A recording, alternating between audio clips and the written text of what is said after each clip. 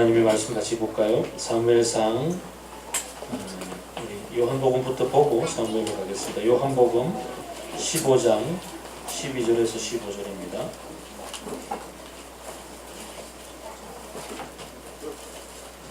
요한복음 15장 12절에서 15절 이런 같이 세번역 성경으로 같이 읽습니다.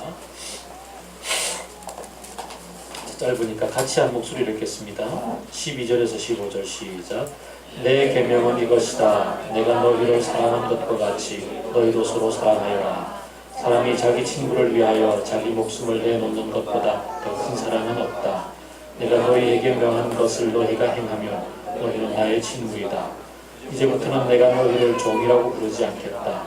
종은 그의 주인이 무엇을 하는지를 알지 못한다. 나는 너희를 친구라고 불렀다.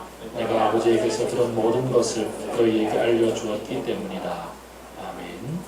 이제 구약 사무엘상 20장으로 갑니다.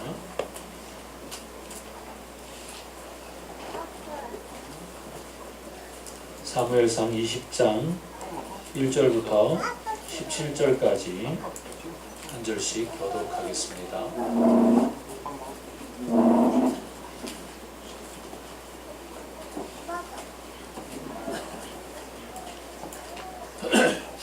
저가 교독하겠습니다. 다윗이 라마의 나요셋에서 빠져나와 집으로 돌아온 다음에 요나단에게 따져 물었다.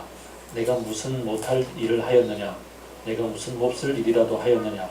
내가 자네 아버님에게 무슨 잘못을 저질렀기에 아버님이 이토록 나의 목숨을 노리시느냐?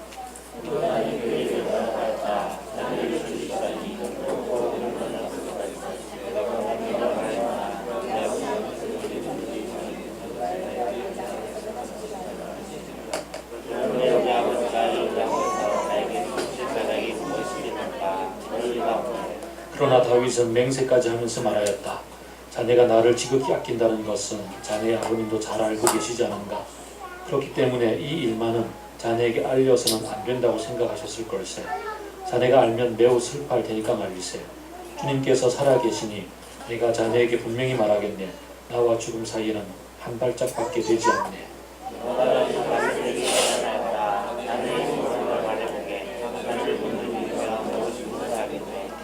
다윗이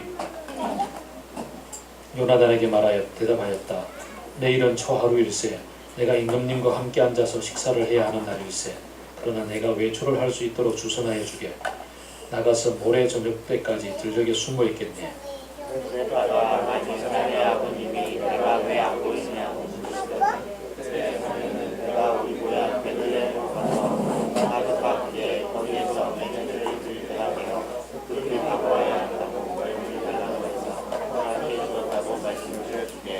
그때에 자네의 아버님이 잘했다고 말씀하시면 나에게 아무런 화가 미치지 않겠지만 자네의 아버님이 화를 내시면 나를 해치려고 결심하신 것으로 알겠네.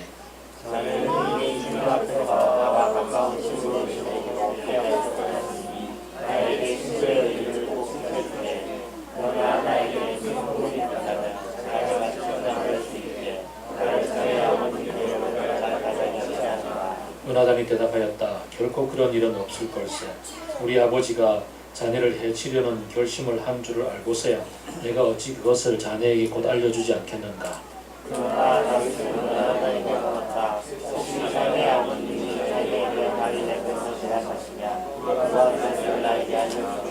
요나단이 다윗에게 말하였다. 자, 가세. 들로 나가세요. 둘은 함께 들로 나갔다.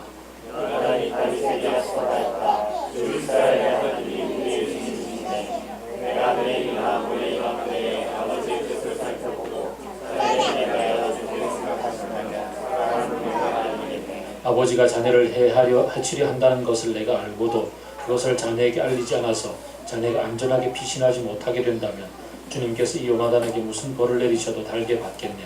주님께서 나의 아버지와 함께 계셨던 것처럼 자네와도 함께 계시기를 바라네.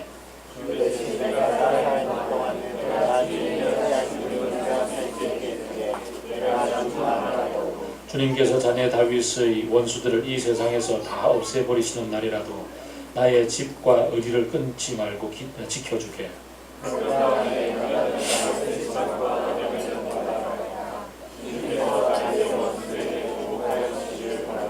같이 읽읍시다.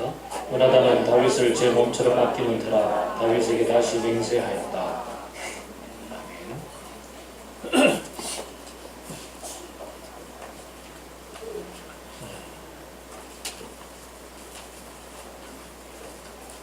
최근에 저희 페북 친구인 난 내가 좋아, 정말로 좋아, 제목을 잘 모르겠네.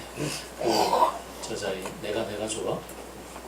김병정 목사님께서 약 10여 년 전에 당했던 어려운 일들, 그때의 추억을 떠올리며 그분께 글을 올렸던 것을 보게 되었습니다. 셋째를 낳고 얼마 뒤에 아내가 갑자기 쓰러졌고, 그러고는 쓰러진 다음에는 일어나지 못하고 식물인간처럼 누워있다가 최근에야 비로소 이제 의사 표현도 제대로 그렇다고 뭐 잘하는 것은 아니지만 눈빛으로 손가락 끝으로 이렇게 하고 있는 이 사람들을 이 상황을 맞이하면서 그때를 추억하면서 그때 가장 힘들었던 게 뭔가 떠올리면서 이런 글을 썼습니다. 그때 나에게 가장 힘들었던 분은 바로 내 장모님의 말씀이었다. 장모님이 자네 감사해야 된다네. 감사해야 돼. 지금 아내가 쓰러졌고 40줄에 이르렀던 자기에게 무슨 일이 앞으로 벌어질지 모르는 이 당황스러운 순간에 정말 앞길이 한 척도 예측하기 힘든 상황 속에 장모님은 만나면 무조건 감사해야 된다네. 자네 감사가 부족해. 감사가 부족해. 뭘 어떻게 감사해야 된다는 말인가. 그래서 그때로부터 시작해서 이제 쭉 시리즈로 글들을 올리고 아마 마무리쯤 된 것 같은데요. 어젠가 이런 글들을 올렸었어요. 우리는 감사라는 권면의 홍수 속에 살고 있다. 그러나 이런 권면은 슬퍼할 시간을 가로막고 아픈 통증을 느끼지 못하도록 압제의 도구가 될 때 이미 그 감사는 위선이거나 인간성을 파괴하여 인간의 감정을 편향적으로 만들기 시작한다. 감사하는 데는 삶의 아픔을 치유할 시간이 필요하다. 시간이 지나고 나면 평소에 보이지 않던 것들이 보이기 시작하고 그것이 얼마나 소중한지를 알게 된다. 그때 감사할 수 있다. 그러나 그 시간까지 그냥 두라. 좀 물게 버려두라. 그렇죠. 제 둘도 없는 친구가 아버님을 여의었던 때에 그때 어머니는 교회 신앙생활을 하지 않는 상황이었습니다. 그리고는 장례식에 갔었는데 아들이 목사인지라 목사가 되기 전이군요. 아들이 또 신실한 그리스도인인지라 아들이 출석하는 교회에 부목사님이 오셔서 그리고 아버님 돌아가시기 전에 예수님을 영접하고 돌아가셨기에 기독교 장례식을 치러놓습니다. 와서 찬송도 하고 예배를 드리는데 아직 예수님도 모르고 또 남편을 잃었던 어머니는 너무나 슬퍼서 대성통곡을 하는데 참석했던 그 교회 교인들이 눈살을 찌푸리며 얘기를 합니다. 학교 장례식인데 왜 우냐고. 참 그 말이 얼마나 제 가슴 속에 깊이 박혔던지. 어머니는 그 말씀 때문에 또 자식이 앞길을 가로막는 일이 될까봐 장례식장을 떠나서 저 멀리 가서 거기서 대성통곡을 하고 계셨습니다. 사실 슬픔과 어려움을 만난 사람들에게 감사하십시오라고 얘기를 하면 또 다른 율법이 될 때가 많습니다. 또 다른 강제가 될 때가 많고 또 다른 옥죄는 감옥이 될 때가 많이 있습니다.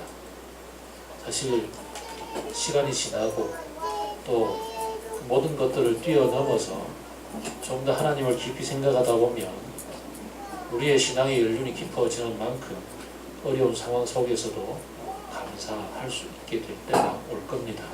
그리고 그런 삶을 사는 사람들이 또 많이 있습니다. 그래서 이제 훈련이 되어지고 주님과 함께 깊은 신앙의 연륜을 통과하다 보면 어려움의 현장 속에서도 또 그냥 모든 것을 뛰어넘는 그러한 감사가 주님 앞에 나올 때가 있습니다. 그러나 거기까지 이르기에는 많은 사람들의 훈련의 시간이 필요하고 또 훈련의 시간만큼이나 또 어쩌면 그 고통 속에서 몸부림치는 시간들을 같이 보내야 할 때가 충분히 있습니다. 마찬가지로 우리들에게 또 다른 올무가 되는 것들이 있습니다. 그리스도인으로 산다는 것이 무엇인가, 믿음으로 산다는 것이 무엇인가 라고 얘기할 때에 우리는 주변 사람들 가운데서 빛과 소금으로 사랑으로 살라.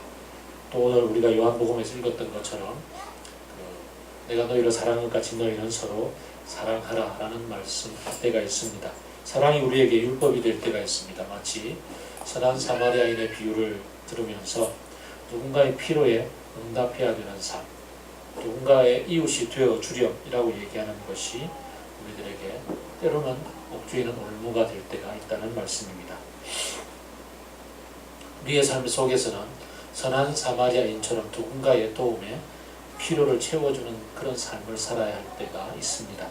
또한 한편 또 다른 면에서는 내가 그 쓰러져 강도 만난 사람처럼 그렇게 누군가의 도움을 받아야 할 때도 있게 마련입니다.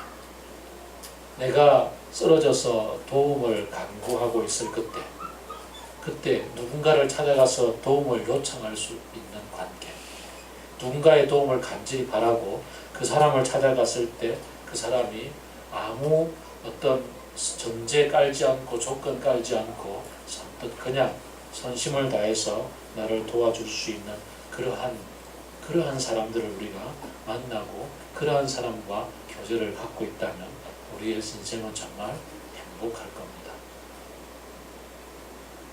오늘 우리 다윗이 어떤 상황인가요?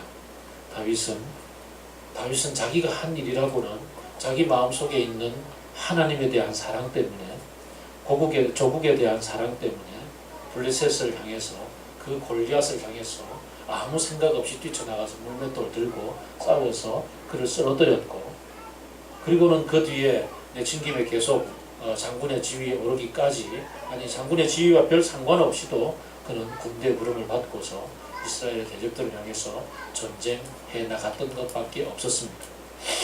또 그는 평소에 그가 수금을 잘 탔고 노래를 잘 불렀기 때문에 그의 노래 실력을 아는 사울이 자기가 국정을 다스리고 이렇게 할 때 무척 아주 마음이 괴롭고 힘들고 머리가 아프고 이럴 때 다윗을 불러다가 노래 좀 한 곡 청했고, 그래서 다윗이 노래 부르면 사울이 그냥 잘 잠자리에 들 수 있었던 그러한 일들을 감당했던 것밖에 없었습니다. 그랬는데 그 임금 사울이 그를 죽이기 위해서 노래 부르는 현장에서 단창을 던지질 않나, 그가 집으로 도망갔더니 그를 추격해 와서 군대를 보내와서 그를 처절해 하지를 않나. 하여간 그가 도망을 가서 이스라엘의 가장 위대한 사람 그 사무엘 밑에 숨었더니 사무엘도 두려워하지 않고 군대들을 보내어서 그를 직접 찾아와서 그를 죽이려고 하는 지경까지 이르렀습니다. 내가 한 일이라고는 조국을 위해서 한 일밖에 없고 임금님을 위해서 충성한 일밖에 없는데, 그 임금님이 나를 죽이려고 하는 이 억울한 상황, 아무리 생각해봐도 억울하고 미치고 발작 뛸 일밖에 없는 그런 상황 속에서, 이것도 물론 사무엘에 휘하여서 충분히 지킴을 받고 있었고 사무엘이 하나님의 능력으로 그를 지켜주었음에도 불구하고 그의 이 억울한 마음은 억울함을 풀기 위해서 뭔 짓이라도 해야 될 것 같아서 그 집을 뛰쳐나오게 되었습니다. 그리고는 그는 한 사람을 찾아갔지요. 그 사람이 그 자기를 죽이려고 하는 그 임금의 아들 요나단이었습니다. 임금의 아들 요나단, 그를 찾아갔지요. 사실 굉장히 위험한 상황입니다. 임금과 가까이에 있기 때문에 임금의 수하에 눈에 띄기가 쉽고, 또 그가 바로 임금의 아들이기에 임금의 그 왕위를 이어갈 자이기 때문에 그가 어떤 마음을 품고 나를 대할지 사실은 짐작하기가 어려운 그러한 상황 가운데서 요나단을 찾아갔습니다. 그리고는 요나단에게 자기 억울한 심정들을 다 털어놓지요. 다윗이 요나단을 찾아갈 수밖에 없었던 것. 어쩌면은 사울을 직접 찾아가서 단판을 짓고 싶었으나, 그러나 사울은 자기를 죽일 게 너무나 뻔하기 때문에 사울을 찾아가지는 못하고 어쩌면은 중보자를 택해서 요나단을 찾아갔을 터인데, 요나단을 찾아가기까지 다윗은 꽤 많은 갈등을 했으리라 여겨집니다. 그러나 또 한편 다윗의 마음속에는 큰 갈등 없이 그냥 단도직입적으로 요나단을 찾아갔을 것 같기도 합니다. 사실 여기까지 이르기까지는 골리앗을 죽이고 나서 여기에 이르기까지는 꽤 세월이 좀 흘렀다라고 여겨집니다. 바로 딱 붙어있는 시간은 아닌 것 같고 몇 년 이상의 세월들은 흘렀을 것 같습니다. 이 몇 년의 세월 동안에 요나단과 다윗의 사이에 펼쳐졌던 관계 맺음의 세월들이, 그 얘기들이 많이 숨어 있습니다. 사무엘상에는 그 얘기들은 쏙 빠져있고 그냥 전개되어가는 과정 속에서 우리가 짐작할 수 있을 것 같습니다. 우선은 우리가 짐작할 수 있는 단서로 얘기되어지는 것이 사무엘상 14장과 사무엘상 17장입니다. 사무엘상 14장에서 요나단의 성품에 대한 얘기가 나옵니다. 블레셋과 대치 중에 전쟁하고 있던 중에 아주 그냥 대치가 계속 오래되고 있던 중에 이 요나단이 블레셋을 쳐 들어가면서 먼저 선수를 치면서 했던 얘기가 있습니다. 사무엘상 14장 6절을 보면 저 할례받지 못한 자들을 점점점점 하고 주님이 도와주시면 승리를 거둘 수 있다. 주님께서 허락하시는 승리는 군대의 수가 많고 적음에 달려있지 않다라고 이야기하고 가서 전쟁에 승리하는 모습을 보게 됩니다. 요나단의 마음속에 있는 가장 핵심은 할례받지 못한 사람들에게 하나님의 군대가 조롱당하는 것을 참을 수 없는 마음이었습니다.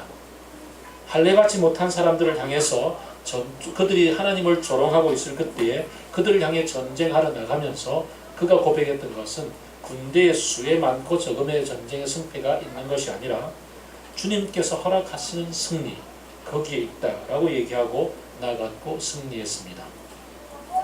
사무엘상 17장을 보게 되면 47절에 골리앗 앞에서 다윗도 똑같은 얘기를 합니다. 저 할례받지 못한 자가 어찌 하나님의 이름을 더럽힐 수 있는가? 주님께서는 칼이나 창 따위로 쓰셔서 구원하시는 것이 아니라는 것을 여기 모인 온 무리가 알게 하겠다. 전쟁에 이기고 지는 것은 주님께 달린 것이다 라고 얘기합니다. 요나단하고 똑같은 얘기를 다윗도 하고 있습니다. 요나단이 먼저 했습니다. 그리고는 다윗이 이 얘기를 할 때에 갑자기 그 마음에 전율이 돋는 것을 요나단이 느낍니다. 온몸에 닭살이 그냥 소름이 돋는 것을 느끼게 되는 것이죠. 저는 오늘 이 찬양 시간에 그 주의 인자는 끝이 없고 그의 자비는 무궁하며 찬양을 부르는 순간 갑자기 저의 기억은 25년 전으로 날아갔습니다. 그때에 그 IBF 전국 리더 수련회 2주간 했던 수련회에 저는 앉아 있었고 그때 찬양 인도를 하셨던 김영국 목사님, 그때는 김영국 간사님이셨고 찬양의 첫 번째 찬양이 곧 이 찬양이었습니다. 주의 인자는 끝이 없고 그날 제가 이 찬양에서 얼마나 큰 감동 속에 젖어들었던지 그리고 이 찬양은 25년이 지난 지금 이 자리에서 저를 다시 전율에 들게 했습니다. 요나단은 자신이 고백했던 그 고백을 어린 소년 다윗이 하고 있는 것을 볼 때 얼마나 하나님 앞에서 같은 마음이었는가를 깊이 느꼈을 겁니다.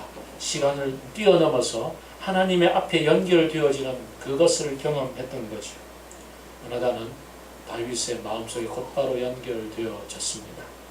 곧바로 다윗을 깊이 사랑하게 되었습니다. 그는 먼저 다윗을 찾아갔고 다윗을 불렀고 다윗을 품었습니다.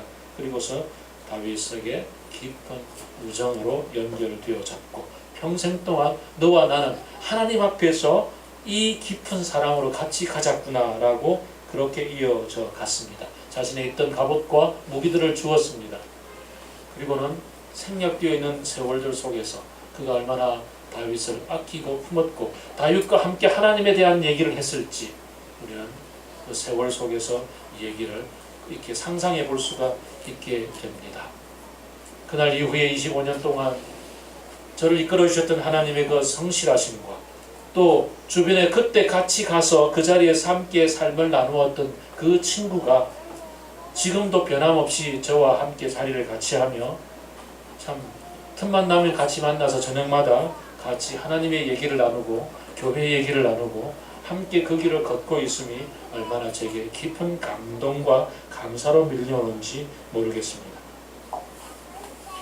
우정이란 기본적으로 시간을 같이 해야만 잘할 수 있는 것이 사실입니다.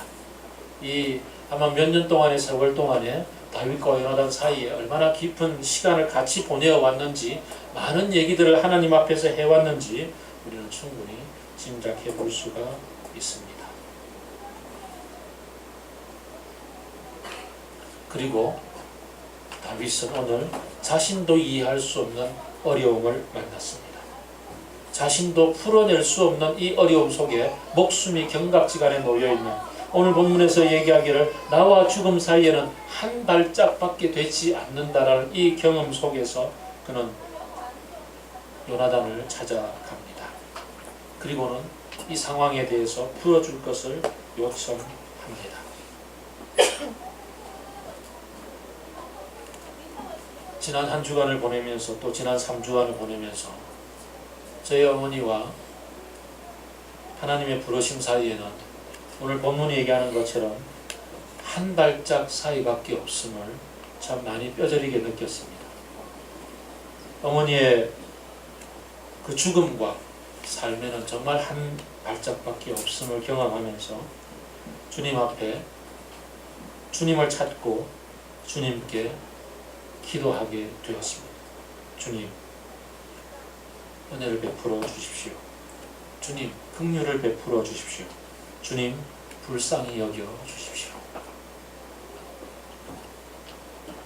주님은 은혜의 얘기에 은혜로 대답을 해주셨고, 간청하는 기도에 긍휼로 답을 주셨습니다. 요나단을 찾아가서 다윗이 구했던 것이 바로 그것이었습니다. 자네의 은혜를 구하네. 자네의 긍휼을 구하네. 자네가 정말 왜 이런 일이 벌어졌는지 자네 아버지의 마음의 진심을 좀 알아주게, 그리고 내가 어떻게 행동을 했으면 좋을지 가르쳐 주게.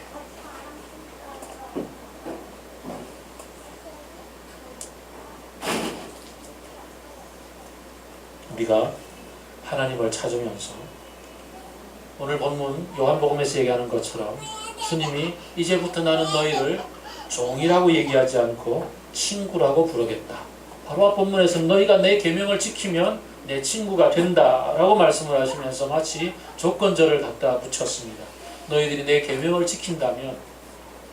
그러나 바로 이어지는 15장 15절은 나는 너희를 친구라 부르겠다라고 얘기합니다. 이미 그 조건에 대해서 개의치 않으시는 하나님의 여유로운 마음, 예수 그리스도의 넓은 마음을 봅니다. 마치 모든 조건 속에서 감사해야만 한다, 모든 조건에서 나의 사랑을 가지고 살아야만 한다라고 의무처럼 주어졌던 수많은 조건들에 대해서 예수님은 전혀 개의치 않으시고, 나의 죄가 수온 같을지라도 흰눈과 같이 스스로 당신의 십자가에서 감당하시면서조차 우리에게 친구라고 불러주시며, 종은 주인의 마음을 알지 못하지만 친구는 친구의 마음을 알지 않아. 나는 너희를 친구라 부른다 라고 얘기하며, 우리의 마음을 이미 아시는 예수께서 우리마저도 우리도 예수님의 마음을 알며 찾아와 달라고 그렇게 요청하시며 친구 관계를 청하십니다.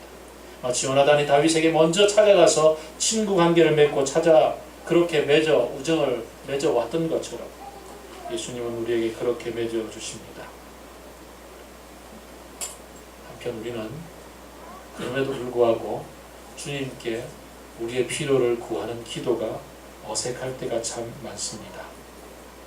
주님께 우리의 필요를 간절히 구할 때조차도, 마치 우리의 어머니의 상황들을 만났던 그러한 때조차도 주님께 주님 목숨을 불쌍히 여기시고 살려주십시오라고 구하는 것마저도 마치 조건절이 붙을 때가 있습니다. 하나님께서 원하신다면, 하나님께서 하시기를 원하신다면, 어떻게 내 필요한 것들을 이런 것까지 달라고 요청할 수가 있겠는가? 먼저 그 나라와 그 의를 구하면 이런 것들은 다 알아서 채워주신다고 했는데 어떻게 이러한 짜잘한 것들을 다 구할 수 있단 말인가? 라고 얘기하며 하나님께 제대로 우리의 필요를 다 구하지 못하는 사람들이 의외로 많이 있는 것을 저는 성경 공부를 하면서 만나게 됩니다. 또 내가 당하는 고통 속에서 사실 그 이유를 알지 못하는 고통 속에서 솔직하게 말하면 나는 하나님 아빠 당신께 제가 화가 나 있어요. 어떻게 제가 이유도 모르는 이런 고통 속에서 제가 앉아 있을 수 있나요? 라고 솔직하게 털어놓기가 너무나 겁나서. 왜냐하면 그렇게 솔직한 마음으로 털어놓았다가는 혹시나 하나님이 더 노여워하셔서 지금 겨우 유지하고 있는 것조차도 빼앗겨 버리는 것 아닌가 라는 그러한 마음들이 많아서 하나님 앞에 감히 솔직한 내 감정들을 털어놓고 기도하지 못하는 때가 많은 것을 보게 됩니다. 과연 그럴까요?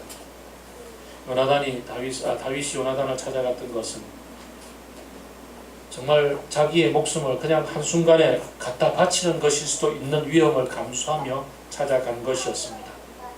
아버지 하나님 앞에 솔직히 나 화나 있어요 라고 얘기하는 것은 어떻게 천지를 지으신 하나님, 그 하나님 앞에 어떻게 네가 감히 화를 표현할 수 있단 말인가 그러며 단칼에 하나님이 쳐 부술 수도 있는 그러한 위험을 감수하는 것도 사실입니다. 그럼에도 불구하고 요나단에게 다윗이 찾아갔던 것처럼 우리가 친구 되신 예수님을 만날 수 있다면 친구 되신 그분에게 찾아가서 친구인 예수님께 찾아가서 정말 내가 왜 이런 어려움을 당해야 되는지 난 알지 못한다고, 또 이런 어려운 상황들 속에서 내게 좀 어떤 해결책을 좀 달라고, 나를 불쌍히 여겨 달라고, 긍휼히 여겨 달라고 그렇게 진실하게 구할 수 있는 그것은 주님이 우리에게 찾아와서 내가 너의 마음들을 깊이 알고 너 또한 내 마음을 알아차리는 친구가 되기를 원한다 라고 얘기하는 마음, 그 마음을 알아차릴 때 가능한 것이다. 저는 그렇게 본문을 연결해 봅니다. 다윗은 오늘 찾아간 만큼이나 도움을 적절하게 받습니다. 그렇다고 해서 그 도움이 무슨 해결을 받는 것은 아니었습니다. 다윗은 사울의 마음을 알고 이제는 도망갈 수 있게 되었습니다. 이제는 내가 여기에서 한 줌 어떤 책무도 놓이지 않고 이제는 사울로부터 벗어나서 나의 목숨을 유지하기 위해서 도망가는 것, 광야로 도망가는 것을 매이지 않고 떠날 수 있게 되었던 것을 대답을 들었습니다. 사실 친구의 요청에서 사울 임금의 마음을 돌이키고 그가 이 궁정에 그대로 남아있는 것을 구할 수도 있었습니다. 그리고 그렇게 깡을 쓸 수도 있었습니다. 그러나 결과는 그렇게 되지 않았고 그는 목숨을 부지하기 위해서 도망가는 길을 택할 수밖에 없게 됩니다. 그런데 그런 이 요나단을 찾아간 상황 가운데서 굉장히 중요한 한 얘기들을 듣습니다. 14절, 15절, 16절입니다. 13절 후반절부터입니다. 주님께서 나의 아버지와 함께 계셨던 것처럼 자네와도 함께 계시기를 바라네. 15절은 주님께서 자네 다윗의 원수들을 이 세상에서 다 없애버리시는 날이라도 라고 얘기를 합니다. 주님께서 다윗의 원수들에게 보복하여 주시기를 바라네 라고 얘기합니다. 쭉 들어가서 20장 마지막 절 42절은 이제 모든 결론들이 나고 다윗과 요나단이 헤어지는 마당에 요나단이 다윗에게 말합니다. 잘 가게. 우리가 서로 주님의 이름을 걸고 맹세한 것은 잊지 않도록 하세. 주님께서 나와 자네 사이에서뿐만 아니라 나의 자손과 자네의 자손 사이에서도 길이 그 증인이 되실 걸세. 다윗은 길을 떠났고 요나단은 성안으로 들어갔다. 요나단이 처음에 얘기했던 것처럼 그의 마음의 중심에 계신 하나님으로 말미암아 그 하나님의 뜻을, 하나님께서 다윗과 함께 하고 계심을 그의 입을 통해서 선포 듣게 됩니다. 요나단을 통해서 다윗은 이 도대체 해결의 실마리도 보이지 않고 무엇부터 그러졌는지도 알지 못하는 상황 속에서 이제 그는 도망자로서 더 어려운 길들을, 광야의 길을 떠나야 되는 상황에 놓여 있음에도 불구하고 요나단을 통해서 하나님의 얘기를 듣습니다. 하나님이 너와 함께 하시고 끝까지 너를 지켜줄 것을 나는 믿는다. 그리고 너의 원수들을 다 하나님이 정리해 줄 것이다. 너는 흥하고 지금의 권세에 놓여 있는 사울, 내 아버지, 비록 내 아버지지만 사울은 망하게 될 걸세. 그리고 그날에 나는 나와의 우정을 생각해서 나뿐 아니라 나의 자손도 기억해 주기 바라네. 예수 그리스도에게 가서 청하고 구하는 것. 누가복음 11장을 보면 이런 얘기가 나옵니다. 밤에 멀리서 친구가 찾아왔는데 먹을 게 떨어져서 옆에 자고 있는 친구 집에 문을 두들겨서 친구야, 내가 먹을 게 없어. 친구가 왔는데 그러니까 먹을 걸 좀 다오라고 얘기하면 이 친구가 나 잠자리에 들었어. 내가 줄 수 없어. 하지만 계속 두들기면 아이고 귀찮아서 줘야지 라고 이어서 준다라고. 구하라 찾을 것이요 두드려라 열릴 것이요 라는 본문을 만나게 됩니다. 구하라 찾을 것이요 두드려라 열릴 것이다라는 본문을 더 메시지에서는 이렇게 번역합니다. 하나님과 흥정하지 마라.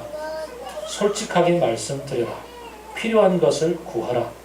우리는 쫓고 쫓기는 게임이나 숨바꼭질을 하고 있는 것이 아니다. 하나님에게 솔직히 말해보라. 그는 너의 친구이다. 인간들이 자신들의 사심들이 가득 찬 인간들조차도 귀찮아서라도 친구 될 상황 속에서 열어주는데 하물며 선하신 하나님께서는 너희들의 필요를 솔직하게 얘기할 때 들어주시지 않는 분이 아니다. 전제가 필요하네요. 전제가 필요해요. 친구가 되기 위한 전제. 요나단과 다윗의 전제. 요나단과 다윗은 하나님을 향한 마음의 연결점이 공통분모가 있었습니다. 우리가 어린 시절의 친구들을 만날 때 어린 중마고우라고 얘기하는 친구들은 사실 사심이 없을 때 만납니다. 그의 집이 부자고 우리 집이 가난한 집이라 할지라도 그럴지라도 아무런 거리낌 없이 그냥 마음 솔직하게 다 털어놓기 때문에 친구가 될 수 있습니다. 그러나 나이가 들고 세월이 들고 가고 이제 여러분이 초등학교 동창회 잘 가지 못하는 이유가 무엇입니까? 갔더니 누구는 변호사 판사 부인이 되어서 이렇게 아주 럭셔리하게 자동차와 옷을 입고 나타나는데 나는 이렇게 지지리도 못난 남편 만나가지고 모양 욕골로 살고 있는 모습을 보니까 거기에 비교가 돼서 못 가는 거죠. 중마고우라 할지라도 어릴 때 같이 놀았던 친구라 할지라도 비교가 생기고 나서부터는 같이 만나기가 어려워집니다. 다윗과 요나단의 천냥지 차이입니다. 지금 보면 그들의 신분은 엄청나게 다르지만 그들의 마음에는 비교할 수 없는 중심, 곧 하나님이 있었습니다. 그렇습니다. 예수 그리스도와 나 사이에도 친구가 되기 위해서는 비교하는 마음이 없어져야 합니다. 그는 하나님이고 나는 이렇게 못난 사람인데 라는 마음부터 없어져야 됩니다. 그가 나를 친구라 부르셨으니 나 역시 그와 친구가 될 수 있는 하나님의 거룩한 사람이라는 자신감이 필요합니다. 로마서 7장에서 바울이 그렇게 자기 자신에 대해서 오호라 나는 불쌍한 사람이로다. 나는 맨날 판판이 넘어지고 깨어지는구나 라고 얘기할지라도 7장 마지막 절과 8장 1절에서 나는 하나님께 감사합니다. 왜냐하면 하나님께서는 죄와 사망의 법에서 나를 해방시키셨기 때문입니다. 라고 얘기를 합니다. 주 예수 그리스도께서 나의 죄를 주홍 같은 죄들을 흰 것 같이 당신의 십자가의 보혈로 씻어 주셨기 때문에 지금의 내 형편, 내가 얼마나 죄 가운데 뒹굴고 있다 할지라도 하나님은 이미 그 모든 죄들을 용서해 주셨기 때문에 내가 주님과 친구로 당당히 만날 수 있는 하나님의 형상을 회복한 존재라는 사실들에 우리가 아멘 할 수 있어야 합니다. 그래야 당당하게 친구이신 주님을 찾아가서 나 좀 도와줘 라고 얘기할 수가 있고요. 주님 좀 아니 친구이신 예수님이니까 뭐라 불러야 될까? 수야 이래 불러야 될까? 어쨌든 좀 도와줘 라고 얘기할 수 있는 것이 좀 당당할 수가 있어지는 거죠. 그리고는요, 좀 더 발전하면 그래요. 좀 더 발전하면 내 속에 거리낌이 없도록 주님을 만나러 감에 있어서 거리낌이 없도록 늘 좀 씻어야 되죠. 씻어야 돼요. 씻는 작업이 늘 반복돼야 돼요. 씻는 작업, 그렇다고 해서 씻어야만 주님이 받아주신다가 아니라 씻는 작업은 자각이에요. 우리가 그 풍삼기 공부를 하시는 분들은 10-10-10 잘 아실 거예요. 아침에 눈 뜨면 10분 동안, 하루 돌아가면서 10분 동안, 저녁에 자기 전에 10분 동안 주님을 묵상하고 기도합니다. 이런 훈련들을 해보자 이거잖아요. 습관을 가져보자. 자기 전에 기도는 주로 성찰이라고 그러죠. 성찰. 나를 돌아봅니다. 성찰 이꼴 반성이라고 생각하면 아주 곤란해집니다. 성찰은 반성이 아니고요. 반성은 좀 나중에 나와요. 성찰은 무엇보다도 로마서 7장과 8장을 이어주는 본문 마지막을 우리가 암송하는 겁니다. 나 이 모양으로 살았는데요 오늘. 그런데도 주님이 나를 이렇게 사랑하시는군요. 라는 것에 대한 자각입니다. 오호라 나는 곤고한 자로다. 나는 이 사망의 몸에서 나를 어떻게 건져낼 수 있으랴. 그러나 주 예수 그리스도로 말미암아 하나님께 감사하리로다. 나는 내 속 사람으로는 하나님의 법을 즐거워하되 육신으로는 죄의 법 아래 놓여 있는구나. 그러나 주 예수 그리스도 안에 있는 자에게는 결코 정죄함이 없나니 죄와 사망의 법에서 성령께서 생명의 성령님이 나를 해방하였기 때문이다. 라는 말씀을 암송함으로 즐거워하는, 다시 회복되는 거예요. 다시 일으켜서 주님과 똑같은 형상으로 회복된 것을 기뻐하는 거예요. 그렇게 기뻐하면 그 순간 내 마음속에 찾아오는 또 다른 감정이 있지. 주님이 나를 이렇게 사랑하시는데, 주님이 나를 이름에도 불구하고 나를 받아서 친구로 이렇게 삼아주시는데 난 뭐하고 있었나? 난 왜 그런 뻘짓 하고 있었나? 그런 반성이 돌아오면서 주님 미안해요 하는 거죠. 그럴 때 찾아오는 게 진정한 반성이요 씻음이지요. 그럴 때 책임감도 씻어지고 죄에 대한 정죄감도 씻어지고, 그러면서 주님이 회복시켜 주시는 깊은 감사가 넘치게 되는 거죠. 처음 시작을 할 때 김병년 목사님이 감사를 율법으로 대하지 말자라는 얘기를 했고요. 아파할 땐 아파하자고 그랬어요. 아파하는 마음, 이해도 안 되는 마음, 주님을 원망하고 싶은 마음조차도 들고서 주님께, 친구 되신 주님께 다윗이 요나단을 찾아가서 나 좀 이렇다고, 좀 해결책 좀 달라고 그렇게 쏟아놓고 기도하고 때로는 울부짖기도 하고, 그럴 때 주님께서 친구로서 나를 맞아주시며 친구에게 대하던 모든 속마음을 훤히 털어놓으며 격려하시며 하나님의 사람으로 나를 다시 세워주시며 환경에 어떠한 것 상관없이 능력을 부어주시며 가난에 처하든 부귀에 처하든 일체에 감당할 수 있는 능력을 주심으로 일체의 비결을 배워갈 수 있는 삶을 살게 해주시는 거죠. 때를 따라서 돕는 은혜를 쫓아서, 또 은혜를 쫓아서 하나님께서 생명도 건져주시고 하나님께서 또 필요한 것도 채워주시는 삶들을 살아가게 되는 거죠. 전제는요, 다윗과 요나단 마음속에 공통점, 하나님을 바라보았다. 주님과 우리의 마음속에 있는 공통점, 하나님께서 하신 일에 주목하는 겁니다. 하나님께서 하신 일, 우리 속에 하신 그 일을 믿고 그것을 붙잡고 주님께 나아가서 친구 되신 주님과 깊은 얘기도 털어놓고 억울함도 얘기하고 답답함도 쏟아놓고 상황 속에서 주님께 울부짖기도 하고, 그럴 때 주님이 나를 어떻게 한 걸음 한 걸음 이끌어 가시고 상황을 바꾸어 주시기도 하고, 그렇게 은혜의 삶을 살게 될 줄로 믿습니다. 요나단의 이 얘기를 듣고 광야를 향해서 나아가고 있는 다윗의 마음이 어떠할까요? 그의 마음속에는 앞길에 대한 염려보다는 요나단이 부어주었던 하나님에 대한 말씀으로 인한 평화가 자리 잡고 있을 것 같습니다. 죄인으로 평생 살아오다가 예수님을 만났고 그 예수님의 만난 현장 속에서 자신의 죄를 씻음을 받았던 한 여인, 그 여인이 주님 앞에 찾아와서 눈물로 발 씻고 그리고서는 이제 머리털로 닦고 향유를 부어서 그때 예수님이 하시는 말씀, 따라 내 믿음이 너를 구원하였으니 평안히 가라. 그가 가서 마을 속에 들어가도 사람들은 여전히 죄인이라고 손가락질 하겠지만 마을 길을 거니나 당당하게 걷고 있는 그녀의 마음속에는 주님이 주신 평화가, 친구 되신 주님이 격려해서 보내주신 그 평화가 자리 잡고 있을 줄 믿습니다. 우리의 매일매일의 삶 속에 주님 친구로서 내게 격려하고 손 붙잡고 걸어가며 보여주시는 평화가 넘치기를 바랍니다. 기도하겠습니다.